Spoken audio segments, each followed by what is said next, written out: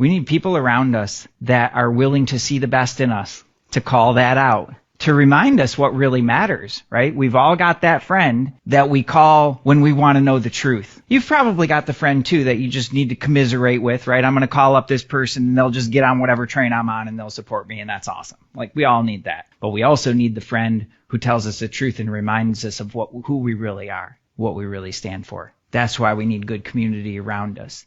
To call out your best, to remind you of what matters most, and to say, hey, wait a second, you said you wanted this, but all your actions are not leading you there. So let's have a conversation about this. Where can we make some adjustments? Where can we make this easier for you? That sense of community around us, people who are really thinking about, number one, choosing what's right for themselves, and number two, supporting one another to choose and create something different, to live outside of that.